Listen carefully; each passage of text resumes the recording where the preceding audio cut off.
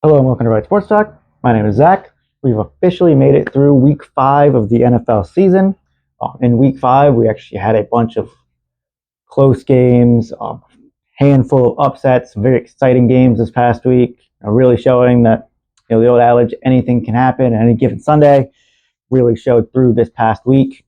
Um, in week 5, I went 8-6 with my predictions, giving me an overall record of 48-29.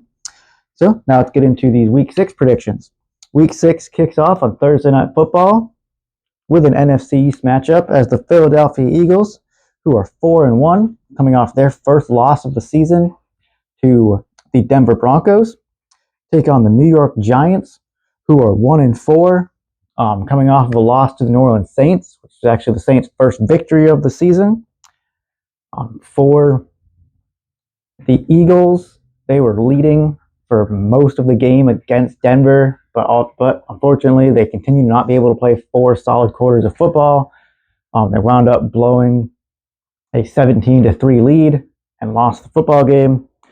They didn't really get their run game going. Saquon Barkley only had 6 carries in the whole game.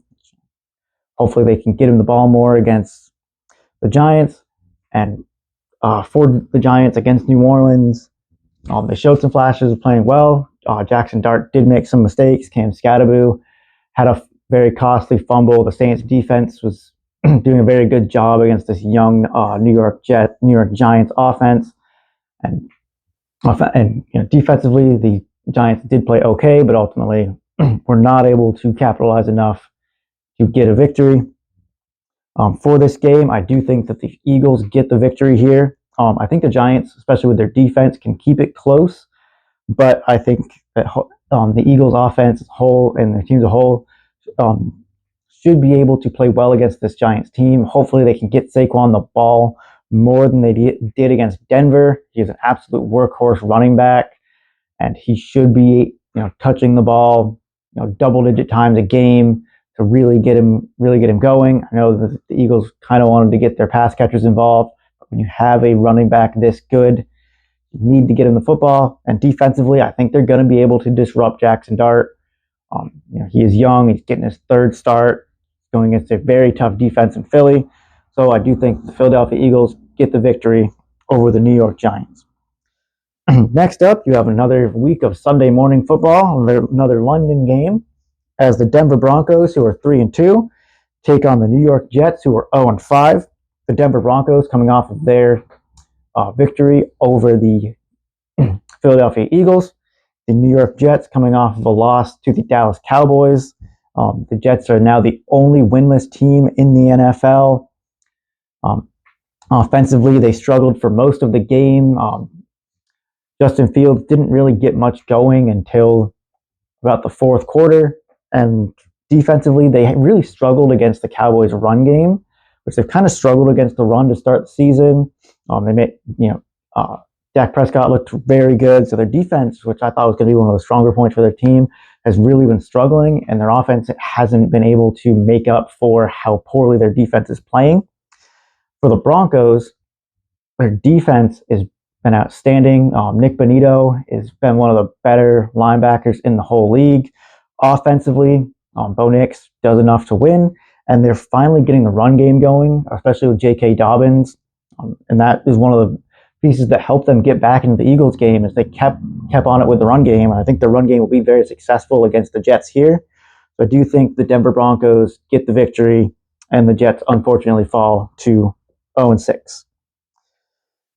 Next up, moving on to the Sunday afternoon games. First up, you have the Arizona Cardinals, who are 2-3, coming off of a loss to the Tennessee Titans, giving the Titans their first victory of the season in a game in which they were up 21-6 in the 4th quarter, and just kept making mistakes, kept making bonehead decisions that wound up costing them the game. And for the Indianapolis Colts, the Cardinals are taking on the Indianapolis Colts, who are 4-1, coming off a pretty dominant victory over the Las Vegas Raiders. The Colts have been playing very well this season. Daniel Jones continues to not turn the ball over, and that being a big difference in this offense. Jonathan Taylor continues to play very well. This defense is playing well. So I do think that the Colts get the victory here. I don't know how close the Cardinals can make it, and anything can happen. but I think Daniel Jones is playing too good football. Jonathan Taylor is playing too well. I think this defense should play very well against the struggling Cardinals offense. I do think the Colts get the victory. Next up, you have the LA Chargers, who are 3-2, coming off of a loss to the Washington Commanders, taking on the Miami Dolphins, who are 1-4, coming off a loss to the Carolina Panthers, in which they had a 17-0 lead at one point and ultimately wound up losing the game. For the Chargers, they did lose Omarion Hampton, their rookie running back. They drafted in the first round. He's out with an ankle injury. So it looks like it's going to fall on mainly Hassan Haskins and Kamani Vidal to kind of carry the running game. And then obviously in the receiving game, they still have three very talented receivers. They have Justin Herbert at quarterback, who's very talented, one of the better quarterbacks in the league. It looks like they might still be without Joe Alt at left tackle, so their offensive line is still a little bit banged up. They did actually make an improvement to their pass rush game. They traded for Odafe Owe from the Ravens, so that should really help them out. So I do actually think the Chargers will get the victory here. I think that they are a more talented team than the Dolphins. I think they're going to be able to get after Tua. Defensively, I think offensively they have too many weapons, especially in the receiving game, for the Dolphins secondary to really keep up with them. And in the running game, I think on Haskins and Kamani Vidal, they're talented enough to, have a good running game. I don't think the running game is going to be too great in this game, but I think that they can do just enough, be just good enough to capitalize on this kind of weak defense of the Dolphins. So I do think the Chargers get the victory over Miami. Next up, you have an AFC North battle as the Cleveland Browns, who are 1-4, coming off of a close loss to the Minnesota Vikings, in which the Vikings drove down the field at the end of the game to get a game-winning touchdown, take on the Pittsburgh Steelers, who are 3-1. They're coming off of a bye week. Before that, they were actually coming off of a victory over the Minnesota Vikings. This game is a game that I think could go either way. For the Cleveland Browns, their defense is outstanding. Had one of the better defenses all season. For the Vikings team, they did make a change at quarterback. Went with Dylan Gabriel. He was he's a efficient quarterback. He's not holding on to the ball for a super long amount of time. Didn't really take many sacks. Didn't make a whole lot of mistakes. So he's a very efficient quarterback, which really helped out the offense against Minnesota. For the Steelers, they are a very good defense. They're a very good pass rush, especially with TJ Watt. Offensively, if DK Metcalf can get going, their offense, is a very high-powered offense. With Aaron Rodgers and DK Metcalf can get going. In the run game, if Jaylen Warren is healthy, he's a very good running back. If not, they still have Kenneth Gainwell, who in his own right is a very talented running back. So this game, on paper, it looks like the Steelers should win. It's a divisional matchup. Anything can happen. And with how good this Browns defense is, and with how efficient Dylan Gabriel looked their first game, I actually think that the Cleveland Browns get the victory over the Pittsburgh Steelers. Next up, you have the Dallas Cowboys, who are 2-1, coming off of their victory over the New York Jets, taking on the Carolina Panthers, who are 2-3, coming off of their big comeback victory over the Miami Dolphins. For Carolina, this is a little bit of a revenge game for Rico Dowdle, their running back, as he had been in Dallas previously, and they let him move on in free agency. And we'll see how this offense really looks against a pretty struggling Cowboys defense. And for the Cowboys, we'll see how they look against a Panthers defense, which has not been all that great this season. They may have CeeDee Lamb back for this game, back from his ankle injury, but that doesn't look like it's too high of a chance of happening. Either way, they still have a very talented team, especially with George Pickens at receiver. Still have Jake Ferguson, one of the better tight ends in the NFL right now. Dak Prescott, who is a good quarterback. Their running game has been going very good with Javonte Williams. So I think this could be a much closer game than it appears on paper, but I do think the Dallas Cowboys have more firepower, more talent, can do just enough on defense that they will get the victory over the Carolina Panthers. Next up, you have the Seattle Seahawks, who are 3-2, coming off of a shootout loss to the Tampa Bay Buccaneers this past week, taking on the Jacksonville Jaguars, who are 4-1, coming off of sort of a comeback victory of their own over the Kansas City Chiefs this past Monday night, in which their offense had their struggles, but at the end, Trevor Lawrence did enough to get the victory. Like on his game-winning touchdown, he fell down twice before being able to score a touchdown, and the Chiefs defense just couldn't get to him. So, a little bit of luck. They're struggling, but they did just enough. They got a victory. This is a game that I think could be a good game. These are two very good offenses. The Seahawks have a good defense, but they're a little bit banged up in the secondary right now. The Jaguars have a very talented wide receiver in Brian Thomas Jr. They also have, Travis Hunter, who's very talented in his own right. Trevor Lawrence is a very good quarterback as long as he can be consistent. Seahawks, I think the Seahawks just have too much offensively. They'll do too much over this Jaguars defense. I think Sam Darnold is playing, some of the best football of his career.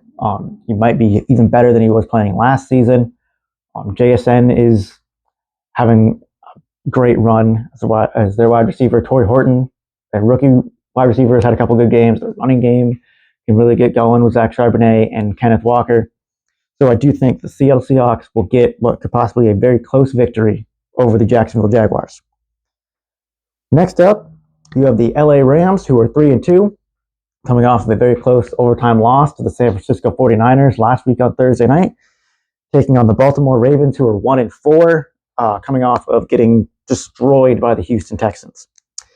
This is a game in which looks like Lamar Jackson will not play once again. It looks like maybe Tyler Huntley will be the starting quarterback for the Ravens.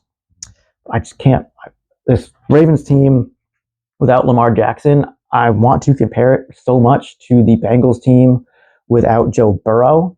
Their defense has absolutely struggled all season, but their offense with Lamar Jackson was kind of able to, keep them in games.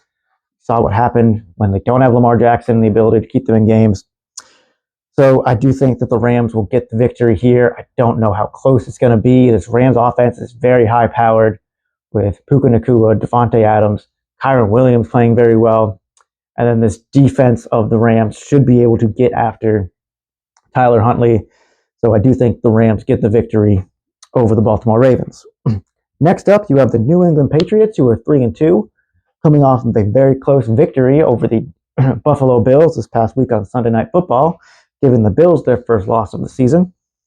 Taking on the New Orleans Saints, who are 1-4, coming off of their first victory of the season over the New York Giants. For the Patriots, their defense continues to look very good, especially their front seven.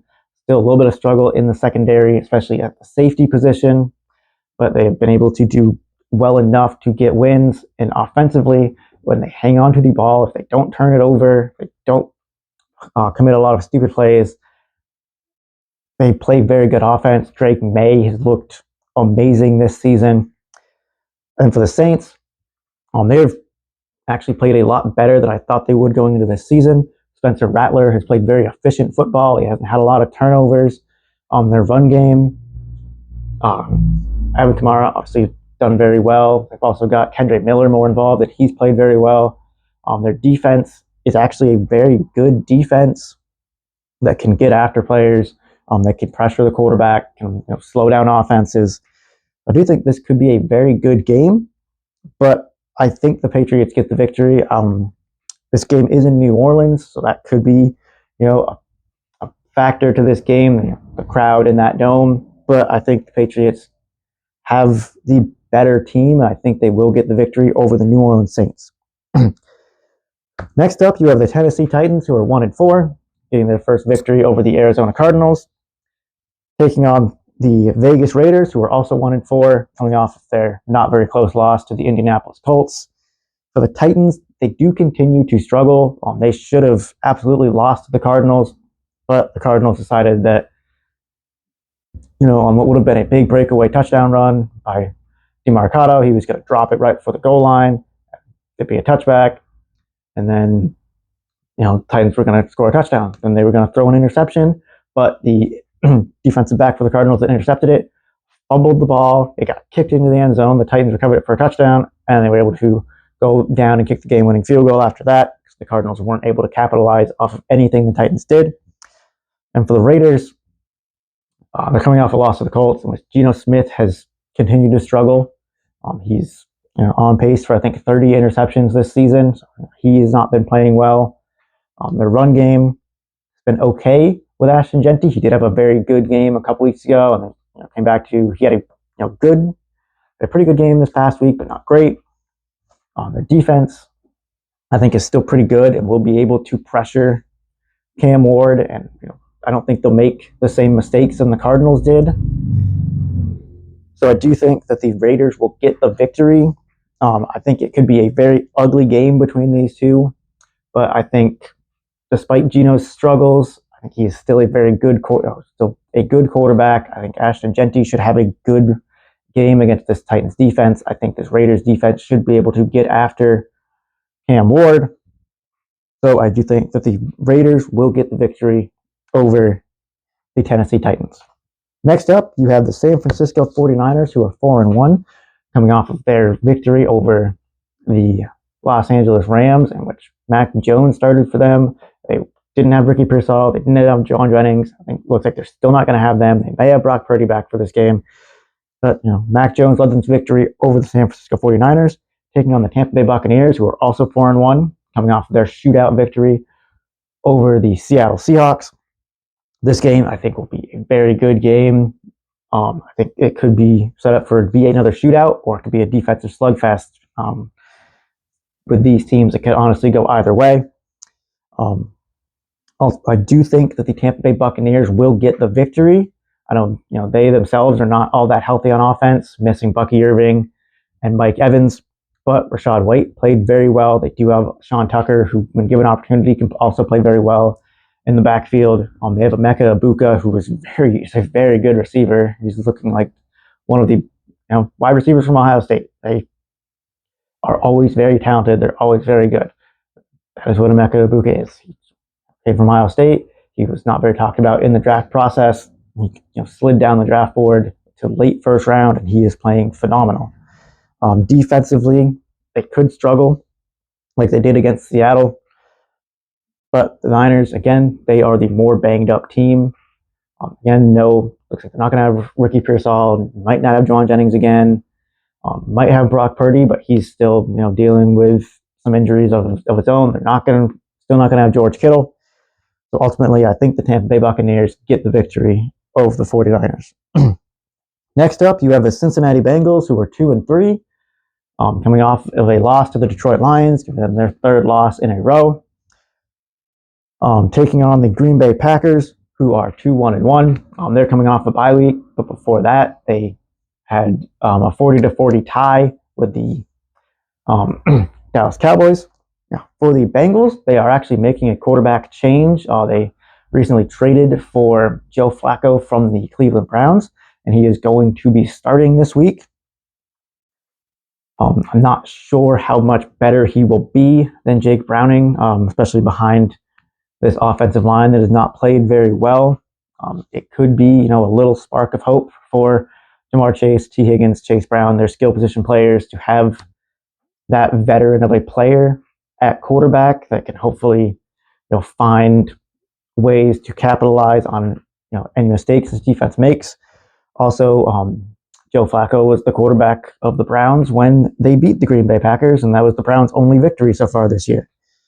And for the Packers, they're coming off of their bye week. They have a very talented defense that didn't really show up against the Cowboys like they did the first 3 games of the season, but still very talented. Micah Parsons should still be able to get after Joe Flacco. He did not get a sack on them when he was on the Browns and they played each other earlier. Gets a second shot at it, see if he can get that sack on Joe Flacco. I think also defensively, they should they should be able to slow down the run game of Chase Brown, especially with how poor this offensive line has been blocking. And offensively, I think Josh Jacobs should be able to run against this Bengals defense, which is a lot of things that basically every team that has played them has been able to run on them.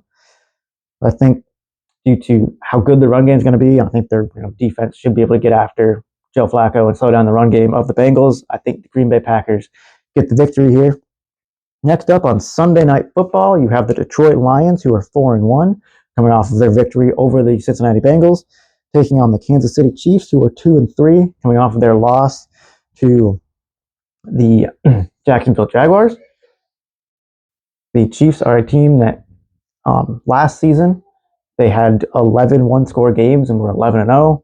This season they've had 3 one-score games and are 0-3 in those games. They're not having the same type of luck that they had last season for the Detroit Lions. This is a team that, since losing in Week 1, has been on an absolute tear. I don't really see that changing. I know the Chiefs are very talented. Patrick Mahomes, very talented. So anything can happen with the Chiefs. But I think that the Detroit Lions are just too good of a team. They've been on too much of a tear. I think that the Detroit Lions get the victory over the Kansas City Chiefs. Next up, you have the Next up, you have a doubleheader for Monday night. First, you have the Buffalo Bills, who are 4-1, coming off of their loss to the New England Patriots, taking on the Atlanta Falcons, who are 2-2. They're coming off of a bye week. For that, they were coming off of a loss, or coming off of, I believe, a victory to the Washington Commanders.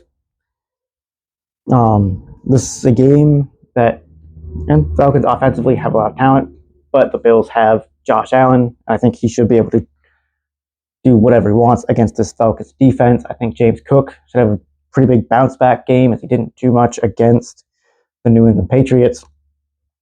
I think this could be a sneaky, high-scoring game, as the Falcons do have such a talented offense. But I think the Bills are the better team. I think the Bills can do enough, especially with Josh Allen, at big moments and make big plays, that the Buffalo Bills, I think, get the victory this week over the Atlanta Falcons.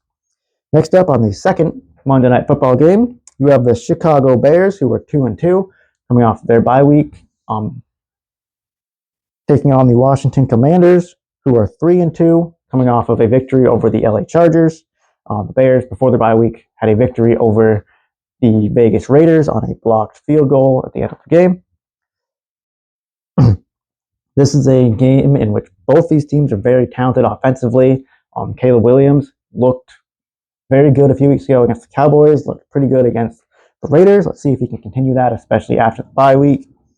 See if this run game can get much going against the Commanders, which the Chargers weren't really able to do last week. This Commanders' run defense has actually been pretty good. Commanders' defense is a very good defense. They're an underrated defense, in my opinion. Offensively, they have Jaden Daniels, one of the better quarterbacks in the NFC. They might still be without Terry McLaurin, but within his absence, Deebo Samuel has stepped up and played well. Luke McCaffrey has made some pretty big plays the past few weeks.